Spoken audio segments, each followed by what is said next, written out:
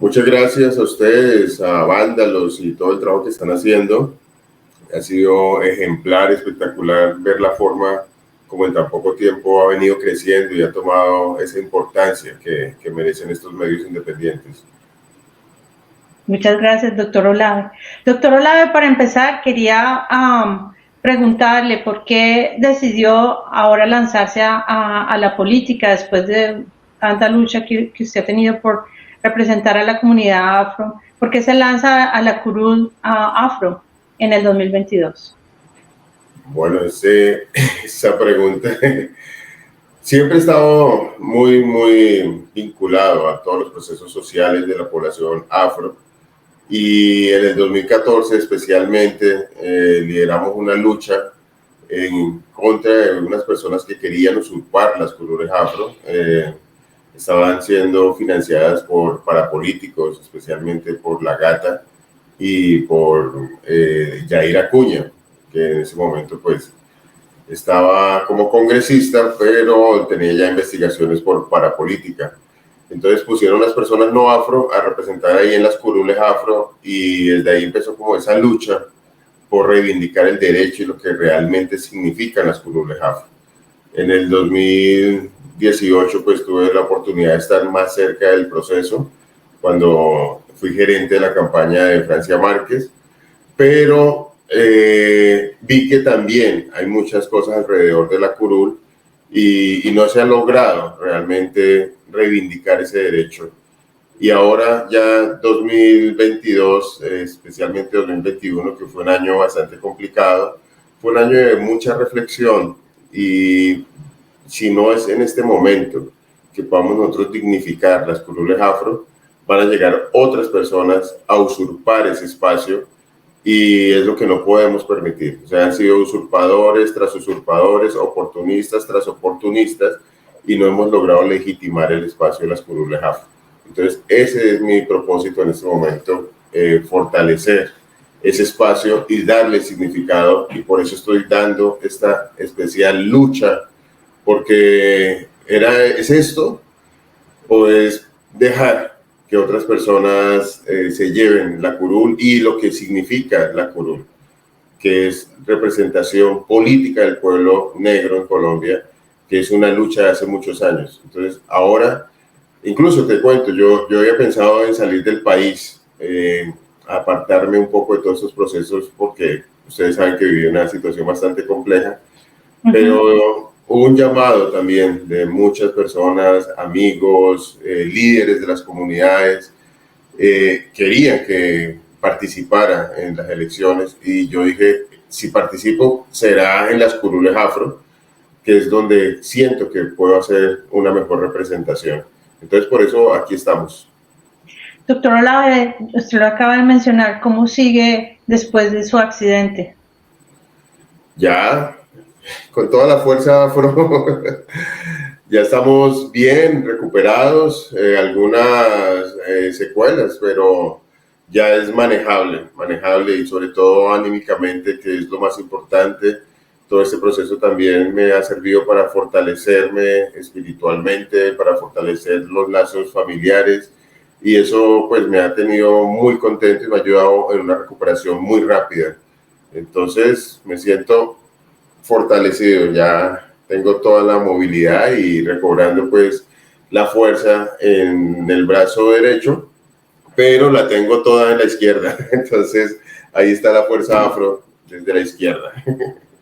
Sí, me alegra mucho escuchar eso y yo sé que hubo mucha solidaridad de muchas personas del país esperando su recuperación. Doctor Olave, muy poca gente entiende cómo funciona la curul afro y quién puede votar o no para esa curul. ¿Nos podría contar un poco más cómo funciona? Mira, la curul afro es una curul de circunscripción nacional, es como un senado. Igual surge en la Constitución del 91 para reivindicar los derechos de la población afrodescendiente, también surgen unas curules indígenas, pero en el caso especial de la curul afro, que son dos curules, se puede votar en todo el país y a nivel internacional en los consulados. Lo que la gente debe tener en cuenta es que si se vota por la curul afro, no pueden votar por la curul de la Cámara Territorial. Entonces, eso es importantísimo. Es una Cámara de circunscripción nacional e internacional, pero no es combinada. Y aquí hay algo importantísimo, que estas curules étnicas, como la curul afro y la curul indígena, automáticamente se gana la credencial o la representación, también se obtiene personería jurídica como partido político. Por ejemplo, ahí nació el movimiento El Maíz, por ejemplo, de una curul indígena nace el movimiento El Maíz. De esta curul afro nació Colombia Renaciente, que están con la coalición de la esperanza. Entonces, imagínate, se hacen unas cosas para representar la población afro y hacen alianzas con los que históricamente nos han oprimido. Y también de ahí nació con 17,000 votos el movimiento que está avalando hoy a Roy Barreras en el pacto histórico ADA. Entonces, eso es lo que ha sido tan atractivo para muchos grupos políticos dudosos, digo yo, de representación dudosa, acceder o querer acceder a la curul afro. Tenemos hoy, por ejemplo, a la señora María Fernanda Cabal, que puso a su títere Polo Polo a aspirar a la curul afro, le está haciendo campaña, le está dando todos los recursos, pero no es porque ella quiera tener una representación más en la Cámara, quieren tener un partido político. Y el poder que genera tener un partido político en Colombia es muy grande. Detrás de eso está Juan Carlos Martínez, que ya saben que ha tenido investigaciones y fue condenado también por parapolítica en el Valle, y fue senador cuando fue condenado. Ahora está poniendo a su hija ahí como candidata a la curul afro. Y tenemos así otros casos. El mismo Yair Acuña sigue reencauchando y refinanciando personas para ponerlas en la curul afro. Pero ¿qué es lo que pretenden ellos? Tener un partido político, porque en el 2023 vienen las elecciones territoriales, que son consejos, asambleas, gobernaciones, alcaldías, que generalmente pues ya sabemos que la gobernación y la alcaldía es donde se manejan los recursos, los presupuestos, y eso es lo que a ellos les interesa, tener el poder de un partido político. Miren todo lo que le tocó pasar, por ejemplo, a Colombia Humana, Gustavo Petro, para tener un partido político. 8 millones de votos y esperar 3 años, con 8 millones de votos, esperar 3 años después de todo un proceso jurídico para que pudiera obtener la personería jurídica. En cambio, en el caso de los afros, si tenemos el que tenga la mayor votación, sean 5,000, 10,000, 30,000 o 50,000, el que obtenga la mayor votación automáticamente tiene ese partido político. Y bueno, entonces aquí el propósito es rescatar de esas mafias esta curul afro, que es la importancia. Y también, vuelvo y repito, cuando las personas vayan a votar, es la primera vez que sale un tarjetón aparte. Antes salía en la misma sábana un tarjetón inmenso y la gente se confundía. Entonces, ahora, cuando las personas vayan a votar, deben pedir el tarjetón a Cámara Afro. Yo quiero votar Cámara Afro, sea en el exterior, o sea en Colombia, en cualquier municipio, en cualquier puesto de votación, puede pedir el tarjetón a Cámara Afro. El único tarjetón que se puede cruzar en algunos territorios es donde estén las circunscripciones de paz. Ahí pueden votar a Cámara Afro y pueden votar a la Cámara de Paz. Es la única que pueden mezclar. De lo contrario, si votas por Cámara Afro, no podría votar por la territorial, pero aquí con lo que les expongo, igual aprovecho para decir la importancia de recibir ese apoyo, de pues que ustedes voten por Cámara Afro, busquen ese tarjetón, así estamos nosotros aquí, el logo naranja y un puño que me representa mis manillas, y Fuerza Afro, que es esa fuerza que tenemos nosotros para ese poder de cambio que requiere el país. Gracias, doctor Olave. Doctor Olave, durante el conflicto armado, el pueblo afro tal vez ha sido uno de los que más ha sufrido. Y no solamente ha sufrido durante el conflicto armado, sino que el nivel de pobreza y desigualdad en regiones como la zona pacífica es tal vez peor que en el resto de Colombia. Y quería preguntarle, durante su plan político, ¿cuáles son sus propuestas para ayudar a la comunidad? Mira, lo primero es nuestra gente en los territorios, campesinos, los pescadores artesanales, los mineros artesanales, los cultores, todos los artistas que están en el territorio, Y también los deportistas toca dignificar su vida, toca dignificar también su vejez. Estamos proponiendo para ellos una vejez digna a través de una pensión que reconozca todos los aportes que han hecho al país desde sus prácticas ancestrales, donde prácticamente pues han alimentado nuestro país y la gente no lo ha visto y está muriendo en la miseria. Entonces es dignificar esa vejez de esas personas a través de una pensión. Estamos hablando que son más o menos 13 millones de personas que son campesinas en el país y la mayoría que están en los territorios son pescadores artesanales y algunos de ellos tienen la doble vocación de pescador y de agricultores. Y adicional a eso, pues tenemos también a todas las personas que se dedican a la minería artesanal que han estado perseguidos por los gobiernos neoliberales que han querido solamente tener el usufructo de los recursos naturales y los recursos de subsuelo, pero han dejado a las comunidades totalmente empobrecidas. Entonces necesitamos dignificarlos. Ahora también es importante que haya un reconocimiento y una reivindicación, reparación histórica para los pueblos afro. Hay que pedirle perdón a nuestros ancestros por esos más de 500 años de esclavización, pero no solamente eso, no estamos hablando solamente de una reparación material o una reparación simbólica, sino también reconstruir la memoria de todos los aportes que ha hecho el pueblo afro, el pueblo negro, a la construcción del país. Por ejemplo, rescatar la memoria del único presidente negro que hemos tenido. Todos esos son momentos para empezar a reivindicarnos con la historia que nos ha tocado a nosotros vivir. Esa reparación histórica debe ser real, no solamente económica, sino también simbólica y reparación en memoria, como lo dice el decenio de los afrodescendientes, que es reparación, justicia y equidad. Y ahora, pues también los jóvenes, entendiendo la mayoría de los jóvenes que llegan a las universidades, no tienen un amparo. Y estamos hablando no solamente de los jóvenes afro, sino estamos hablando de los jóvenes que están en las regiones más apartadas especialmente. Y si vamos a eso, pues son los jóvenes afro. Llegan a las ciudades, por ejemplo, Bogotá, Cali, Medellín, a endeudarse a través de créditos con el ICETEX. Y cuando terminan sus estudios no pueden ejercer su carrera para vivir, sino para pagar una deuda. Entonces a ellos hay que condonarles esas deudas, hay que transformar ese ICETEX, que no siga existiendo una compañía, una corporación o una entidad de crédito, porque realmente es un banco que endeuda a los jóvenes, sino que sea una entidad que dé becas reales, educación gratuita para todos los jóvenes y en especial a los que vienen de los territorios, porque ellos necesitan también hacer una nivelación.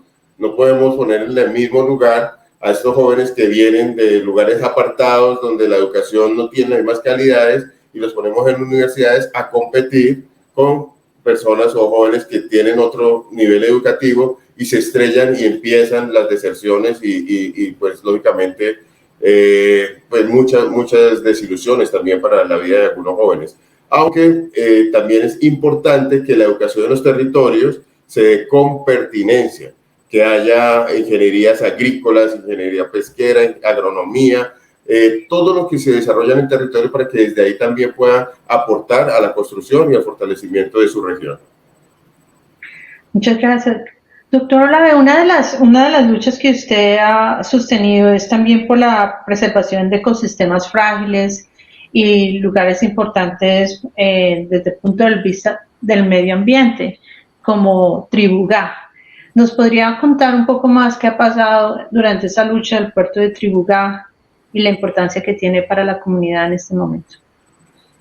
Sí, mira, por ejemplo, nosotros al hablar de las mismas reparaciones y derechos para nuestros pueblos, nosotros hemos venido hablando de la importancia de las autonomías que tiene nuestra gente en el territorio, de acuerdo a la ley 70 y de acuerdo pues a la normatividad que tenemos como la titulación colectiva, que debe ser real y efectiva. Entonces, esa titulación colectiva debe permitir a las comunidades elegir cuál es su mejor propuesta para el desarrollo o el etnodesarrollo de la región. Entonces, siempre ante esto ha existido, existe algo, y yo he tenido una batalla muy dura en contra de la política de Germán Vargas Lleras, que se ha opuesto ha puesto pues a la población afro y a la población indígena a pelear normativamente con grandes grupos económicos que quieren desarrollar proyectos, megaproyectos, que solamente benefician a unas pocas familias. Realmente lo que ha querido es oponerse a la consulta previa, y es la garantía que nosotros tenemos para poder proteger nuestros territorios y decidir qué queremos hacer en ellos. Entonces, eso ha venido pasando en Tribugá. No es solamente un tema ecológico, es un tema de desplazamientos, es un tema donde han asesinado líderes, y todo porque para poder despojar de esa tierra a las comunidades y no tener con quién hacer consulta previa. Entonces, eso nos ha costado a nosotros amenazas, persecuciones. Hemos tenido que llevar los casos a la Comisión Interamericana de Derechos Humanos en muchas ocasiones. Y ahora, después de todas estas luchas, por ejemplo, hablando específicamente del tema de Tribugá, que hay muchos. Ayer estábamos en el Valle, en la comunidad, en el Jarillón, una comunidad que está en Cali. Ahí hay un proyecto, un megaproyecto grandísimo que quieren construir, y están sacando a la gente que lleva más de 50 años en el territorio, han matado y han desplazado. Entonces, eso mismo, ahora trasladándolo a Tribugá, es lo que ha venido sucediendo. En Tribugá, hace más de 20 años, era el proyecto, el megaproyecto de Álvaro Uribe Vélez, específicamente. Tenían que hacerse la vía al mar. Adicional a eso, una vía férrea, y pues para conectar el Pacífico con Antioquia y el eje cafetero, no es más. Ese proyecto no es un proyecto para beneficiar al Chocó ni a los chocuanos, sino es una salida al mar para el eje cafetero y para Antioquia, y evitarse dar la vuelta por Buenaventura para sacar sus productos, o lo que tienen que hacer a través, si quieren ir al Pacífico, o sacar el producto también por Cartagena para el Caribe. Entonces, ahí ellos tendrían control en los dos mares, que el departamento del Chocó es el único departamento en Colombia y en el mundo, pues, que tiene costa en los dos mares. Entonces, ese es el atractivo de toda esa esquina que hay ahí entre Tribugá y si nos atravesamos hasta el Atrato, que es donde quieren construir la vía férrea, y prácticamente es hacerle una competencia al Canal de Panamá. O sea, es un megaproyecto de miles de millones de dólares, en donde uno de los financiadores, pues ahí exclusivos, es Álvaro Uribe Vélez. Entonces, pues nos hemos opuesto y seguiremos haciéndolo. Nos hemos opuesto también a la forma en que han devastado el territorio, sobre todo con grandes compañías mineras, en este caso canadienses, y la mayoría han sido canadienses, entregando todas las concesiones mineras a estos grandes empresarios, pero los utilizan primero a través de desplazamiento con paramilitares, hacer esos desplazamientos. ¿Por qué? Vuelvo y digo, para saltarse la consulta previa. Entonces, cuando la consulta previa, que debe ser libre e informada, o sea, que se tiene que construir con la comunidad, no es un protocolo de consulta previa para todas no, de acuerdo a las necesidades de cada comunidad, ahí se construye esa consulta previa. Y Germán Vargas Lleras lo dijo en el 2010, cuando él era ministro del Interior. Él dijo, los afro y los indígenas son un palo en la rueda para el desarrollo del país. ¿Qué dijo? Que nosotros no hemos permitido, a través de la protección que tenemos del convenio 169 de la OIT, que es la consulta previa, entre otras garantías que nos da ese convenio, no le hemos permitido esa expansión capitalista en nuestros territorios. Ha sido lo único que nos ha blindado, pero ha sido lo que nos ha puesto en mayor peligro, y es lo que más víctimas ha cobrado en líderes sociales que están en los territorios. Cuando ustedes escuchen líderes sociales asesinados en los territorios, es porque ahí va a pasar un megaproyecto y empiezan a hacer toda la expropiación y empiezan a hacer a atemorizar a las comunidades, para ellos después llegar y decir que ahí no hay comunidades con quien hacer consulta previa y poder entregar los territorios a sus proyectos. Entonces, es algo que no lo hemos permitido y no lo vamos a permitir. Nuestros procesos deben ser respetados y nosotros debemos decidir qué y cómo queremos desarrollar estos territorios, aunque sean de interés nacional, porque también hay que aportar al desarrollo de la nación, pero lo que no estamos de acuerdo es que nos dejen como guardabosques. Entonces, ustedes son los que cuidan los bosques, es más, en el tema pesquero, por ejemplo. El tema pesquero, la gente, los pescadores artesanales, no pueden salir a pescar a cierta distancia del mar, adicional de la costa. Adicional a eso, pues solamente pueden pescar ciertas cantidades, pero vienen los barcos, los grandes barcos pesqueros de las pocas familias que se dedican a la gran pesca, y ellos arrasan todo el suelo marino, destruyen, se llevan absolutamente todo, y ellos sí pueden pescar libremente. En cambio, nuestras comunidades no pueden usufructuarse o obtener un beneficio de algo que ancestralmente lo han desarrollado.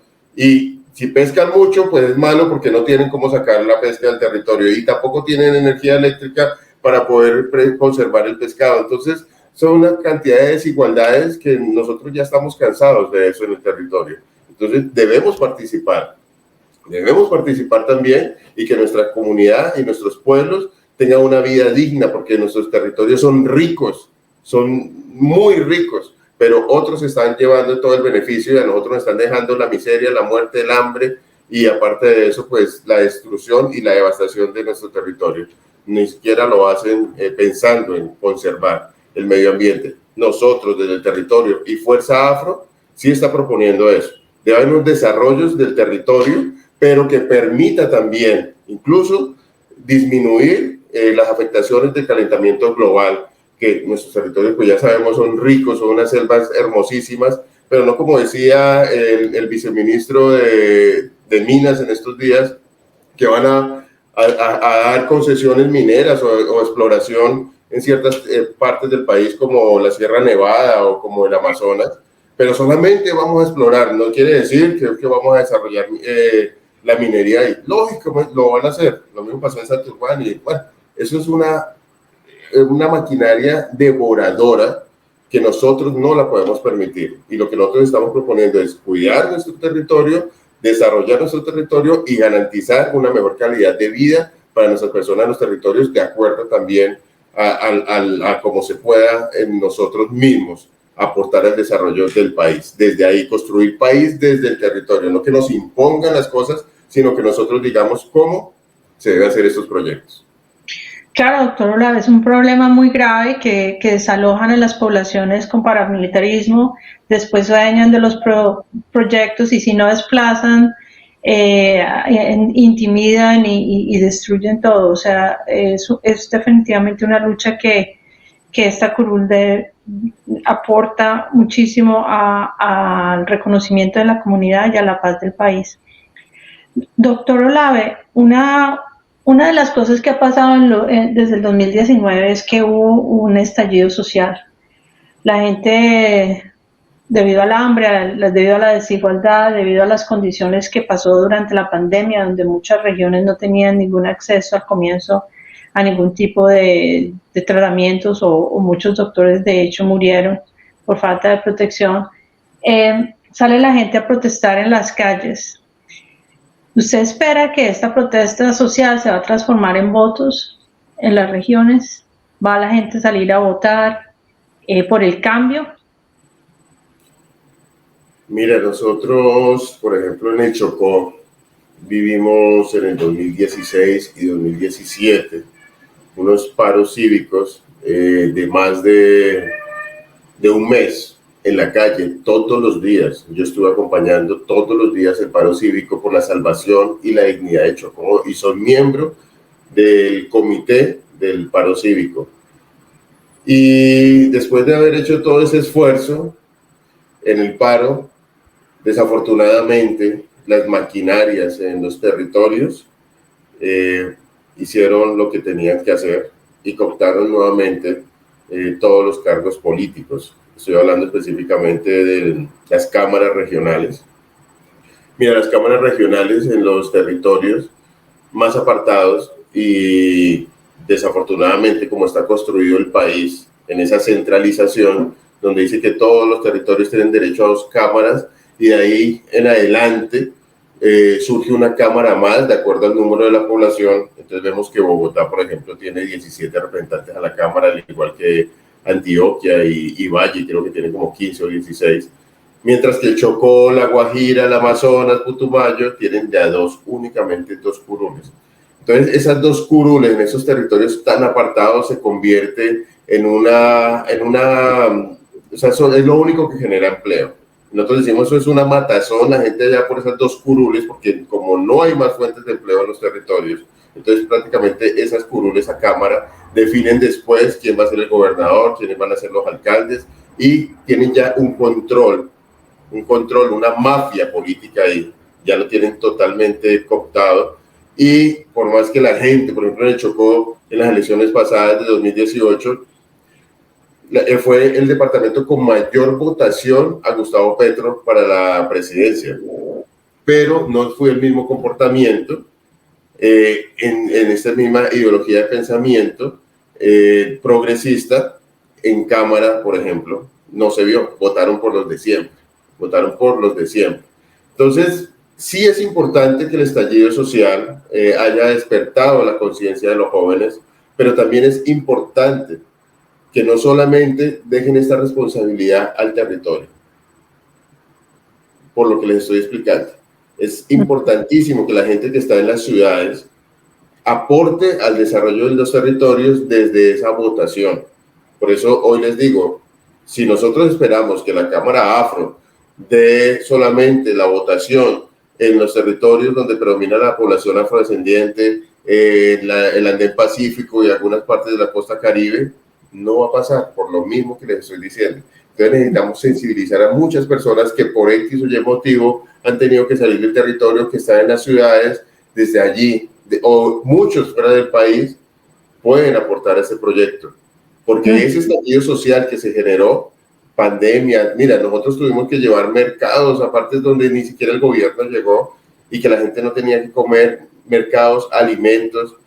Y hoy estábamos reclamando en estos días que no habían puestos de votación, por ejemplo. Entonces hay gente que tiene que moverse en un río 12 horas o 10 horas para poder ir a ejercer su derecho al voto y movilizarse en un río, además de la inseguridad, porque nosotros vivimos todavía la guerra en el territorio y ustedes lo han visto, cuántos desplazamientos y enfrentamientos se ven en nuestros territorios. Aparte de eso, el costo que es moverse en lancha a ejercer su derecho al voto, o sea, no hay unas garantías reales. O sea, la visión no es solamente pensar en que salimos a la calle a protestar, ¿sí? Y que en algunas partes de pronto se vio que los jóvenes salieron y pudieron manifestar, en otras ni siquiera la información llega porque no hay ni señal de internet. No hay ni señal de internet, se la abudinearon, dicen, ¿no?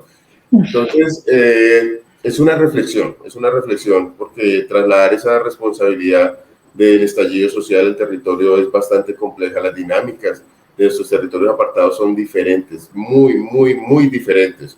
Entonces, por eso insisto y les invito a que miren estas opciones de trabajo político y social que nosotros los líderes hemos venido desarrollando, y también respalden estas causas para que podamos sacar a los territorios de esa red en la que los tienen sumidos, amarrados y totalmente enredados. Tenemos que sacar a la gente de los territorios de esa red política, politiquera y totalmente clientelista, ¿sí? Allá hay una persona que le dan un cargo a alguien de la familia en un puesto como docente o enfermera del hospital, que es lo único que pueden dar, y obligan a que 20 personas, es como al estilo de los char, que dan un puesto a alguien allá en Barranquilla, y entonces obligan que tienen que traer 20 o 40 votos. Así pasa, por ejemplo, en el Chocó.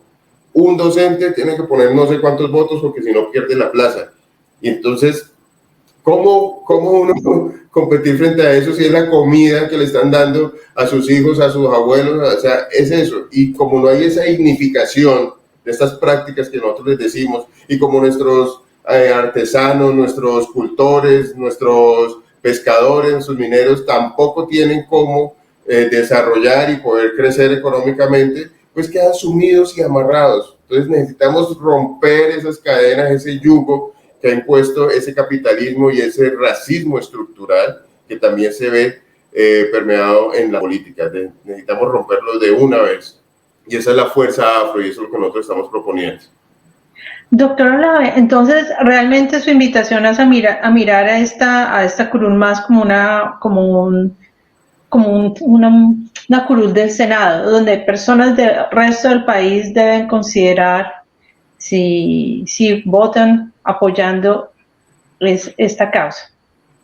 Es eso, básicamente es eso, es una curul como un Senado, y vuelvo y repito, incluso más importante, porque automáticamente genera una personería jurídica como partido político que debe ser utilizado para la reivindicación social, política de los territorios, de acuerdo a lo que les acabo de decir, no para politiquería, sino para fortalecer liderazgos futuros, porque esto no es llegar a la curul, es desarrollar un proyecto de fortalecimiento político de las personas que están en los territorios más apartados del país. Y ahí saldrán muchísimos liderazgos, realmente. Ese es nuestro propósito. Entonces, y ver esa curul de esta forma, como una oportunidad, que es como un Senado, como tú lo acabas de manifestar, sí, es como un Senado en la estructura de votación, y también debe dársele la misma importancia en el desarrollo legislativo y de control político. No puede verse como una cámara más. Entonces, como ustedes son dos afros que están allí, entonces no van a tener bancada, porque no. Incluso hablábamos en estos días con el compañero Feliciano Valencia, que también está haciendo el trabajo por la curul indígena, y decía, ojalá lleguemos los dos, Olave, para que hagamos una bancada interétnica, y desde ahí podamos nosotros, una bancada étnica, decía él, y desde ahí podamos fortalecernos realmente, porque no diferencia mucho la situación que están viviendo nuestros pueblos indígenas a la situación que vivimos nosotros, el pueblo afro en Colombia. Entonces sí, es como un Senado, pero tiene unas ventajas muy grandes, que hasta senadores quieren impulsar gente a estas curules. Entonces no permitir que nos vuelvan a robar las curules afro, invitarlos e invitarlas a que respalden a nivel nacional y a nivel internacional, pidan el tarjetón a Cámara Afro, porque si no lo piden, automáticamente les van a dar el tarjetón regional o el de Cámara en el exterior, y la gente dice, ay, es que yo también quería votar por la Cámara Afro. Si no lo pide, no lo va a poder hacer. Entonces es importante pues que lo pensemos y lo miremos como un apoyo, no solamente como un voto, que es un voto para que se generen unas políticas. No, necesitamos ese apoyo también para que podamos nosotros desarrollar políticamente a nuestros líderes sociales y que no sigan matando a la gente negra, a la gente indígena en los territorios, desplazando a nuestra gente en los territorios. Esto involucra muchísimas cosas que necesitamos ese respaldo de todos los colombianos, no solamente de la población afro, ni de los que están en los territorios, sino que todos los colombianos pueden volcar y ayudar y respaldar y empujar esta fuerza afro. Gracias. Doctor Olave, usted hablaba del racismo estructural que existió en Colombia. ¿Usted cree que ahora estamos empezando a ver los comienzos de un cambio con candidatos como Francia Márquez, como usted, siendo personajes más visibles en la política? Sí, es un cambio. Y es un cambio muy fuerte, sobre todo en la imagen que se está, como tú lo planteas, que se está mostrando. Yo desde hace tiempo lo criticaba, no queremos estar en la foto. No queremos que, como siempre ha pasado, y aún lo vemos en algunos partidos políticos, que ponen al afro o al indígena solamente para tomarse la foto, pero no se les da ninguna oportunidad. Entonces, como no queremos estar solamente como parte de la foto, nos tocó crear nuestra propia película, como decía un cantante, y desde ahí empezar a fortalecer y a visibilizar que sí hay líderes comprometidos y que estamos respaldando también las causas sociales del país.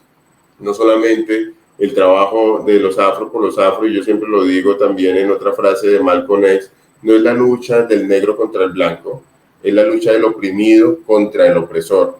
Y ese racismo estructural es ese opresor que siempre históricamente en muchos gobiernos han tenido a nuestro pueblo en las condiciones que hoy nos encontramos. y hoy peor porque pues estamos atravesados totalmente por la violencia, la guerra, el narcotráfico, la falta de oportunidades. Son muchas las situaciones que se están viviendo. Y líderes como Francia Márquez, otras personas que están en otras instancias, por ejemplo, Leiner Palacios, a quien admiro y quiero mucho, y en el caso personal, estamos reivindicando ese derecho, demostrando y mostrando que no solamente estamos para tomarnos fotos y que se legitimen y ONGs, porque no solamente pasa con gobiernos y partidos políticos, sino también con ONGs y demás, que solamente toman la foto de la persona negra y la persona indígena para pedir recursos, pero esos recursos nunca llegan. Entonces ya es momento de parar con toda esa situación, de romper ese yugo, esas cadenas de ese racismo estructural y de demostrar y mostrarle al país las capacidades y todos los aportes que nosotros hemos hecho a la construcción de esta nación. No es ahora, ha sido de hace mucho tiempo y hemos sido invisibilizados, y aquí, con todo lo que se está generando y en el medio incluso de la virtualidad, ha permitido visibilizar que tenemos cómo y con qué aportar al desarrollo del país. Doctor Olave, usted con Daniel Mendoza Leal de Matarife, con el doctor Augusto Campo, crearon el grupo Movida, que era o que es un movimiento realmente para crear educación y conciencia social de la importancia de ese cambio. ¿Por qué ustedes se unieron en esa causa? Bueno, Movida surgió realmente por eso, lo mismo que tú estás diciendo, y estábamos encerrados porque surgió en medio de la pandemia. Pues con Daniel ya nos conocíamos de hace tiempo, desde el 2014 trabajando en la defensa de las curules afro, y ya pues algunas de las personas que estaban en Movida pues también, pero yo creo que fuimos nosotros la primera mecha del estallido social en Colombia. Eso fue Movida, esa fue esa primera mecha de ese estallido social. Y unió no solamente a Augusto, también estuvo y está Miguel Ángel del Río, Beto Coral, está, bueno, muchísimos que todavía Movida sigue. Está, bueno, a nivel internacional también algunas personas apoyando y respaldándonos en Movida. Muchísimo trabajo se hizo desde Francia, desde España, hicieron un trabajo grandísimo desde Canadá. Entonces, esa movida le dio vida a eso que hoy estamos trabajando, porque algunas personas que nos apoyaron en Movida también hacen parte hoy de esta fuerza afro y ese respaldo que estamos pidiendo al resto de colombianos y colombianas para que podamos sacar este proyecto social adelante. Ese movimiento por la vida es como hoy en Fuerza Afro, ese poder del cambio, es esa misma esencia, es ese mismo sentir. Y Movida surgió en eso, en ese sentir de estar nosotros inconformes como se estaban llevando las políticas en el país. Y hoy todavía estamos inconformes con las políticas de este gobierno. Entonces, Movida está aquí en nuestros corazones, y todos los colombianos vieron, y a nivel nacional e internacional vieron que esa movida nos tocó, nos contagió y nos hizo pararnos nuevamente, y no podemos dejar esos sentires ahí. Si hay nuevamente situaciones que pongan a nuestra sociedad en riesgo, ahí debemos estar en las calles, debemos estar siempre manifestándonos. No solamente manifestar es escribir en un Twitter, no, manifestar es mostrarle al mundo que estamos inconformes, y desafortunadamente en países como estos hay que salir a las calles, aunque empiezan esas fuerzas de choque, pero hay que dar esa resistencia social, porque debe ser legítima, no como lo está haciendo ahora este gobierno, que quiere condenar y penalizar, criminalizar a las personas que hacen este activismo social en las calles. Entonces, insisto, nosotros como Fuerza Afro y muchas personas que han apoyado Movida, seguiremos respaldando siempre la manifestación social desde todas sus instancias. No apoyamos pues la violencia, pero sí el sentir de esa expresión de rechazo cuando las cosas están mal. Doctor Olave, para cerrar, ¿usted qué piensa de las elecciones presidenciales en el 2022? ¿Qué cree que va a pasar? Debemos ganar en primera vuelta con Gustavo Petro. Es eso, debemos, o sea, no hay otra opción, no hay otra opción. Quiero mucho a mi amiga Francia Márquez, la valoro mucho y quiero verla ahí en ese pacto que se hizo para la presidencia, para elegir el candidato a la presidencia del pacto histórico. Quiero verla ahí ya sea encabezando o de segunda, pero lo que pase es que debemos ganar sí o sí en la primera vuelta, porque si no se van a unir todos contra el proyecto de cambio del país que está liderando Gustavo Petro, que está liderando también algunos grupos como Fuerza Ciudadana, con quienes estamos muy afín y a quienes han perseguido también por hablar cosas como las que yo estoy hablando hoy aquí. Pero es la única garantía que tenemos para rescatar este país, para cambiar, transformar el país desde las regiones, es si logramos ese cambio en las urnas presidenciales en primera vuelta. Esa es la invitación masivamente, ahí sí, todos los que salieron a la calle, todas las personas que están inconformes, todas las personas debemos hacer ese esfuerzo. No importa desde dónde tengamos que salir, pero hay que votar y hay que cuidar los votos a la presidencia en esa primera vuelta. Pero antecediéndolo, insisto,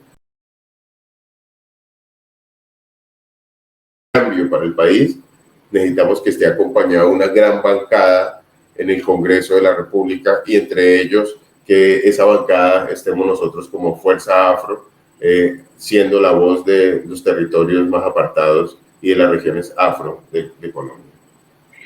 Muchísimas gracias nuevamente, doctor Olave, por hablar con nosotros hoy en Vándalos y por contarnos sus perspectivas y muchísima suerte en su campaña electoral.